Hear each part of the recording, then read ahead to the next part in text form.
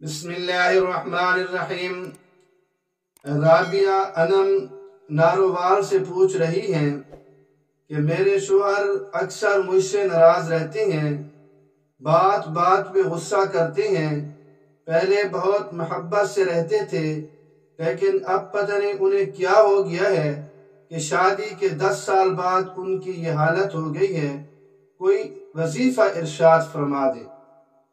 یاد رکھیے، وظیفہ میں عرض کیے دیتا ہوں، لیکن اسے جو بھی کرے تو وہ جائز محبت کے لیے وہ کر سکتا ہے۔ اگر ناجائز جگہ کرے گا تو یہ وظیفہ اثر بھی نہیں کرے گا۔ وہ ہمارے بزرگوں اور ہمارے اکابر کا بتایا وہ وظیفہ ہے۔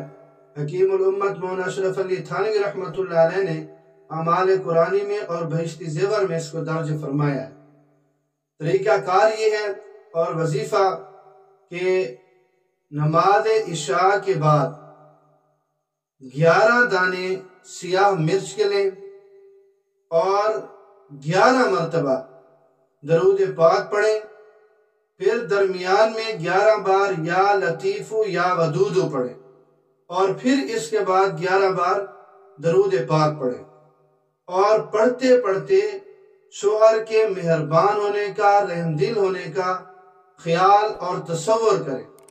جب یہ سب کچھ پڑھ چکیں، 11 بار پہلے درود پاک، پھر درمیان میں 11 بار یا لطیف یا ودود، اور پھر آخر میں 11 بار درود پاک، تو جب یہ سیاہ مرچیں لے کر جب یہ پڑھ لیا ہے تو پھر ان سیاہ مرچوں پر اسے دم کر دیں اور اس کو تیز آنچ میں ڈال دیں، تیز آگ میں اس کو ڈال دیں، اور اللہ رب العزت سے رشتہ باقی ہونے کی اور شوہر کے اپنی طرف مائل ہونے کے لیے دعا کریں۔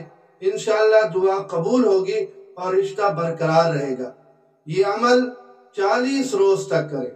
نماز عشاء کے بعد صرف ایک مرتبہ کرنا ہے، 40 روز یہ عمل کریں، انشاءاللہ تمام معاملات درست ہو جائیں گے۔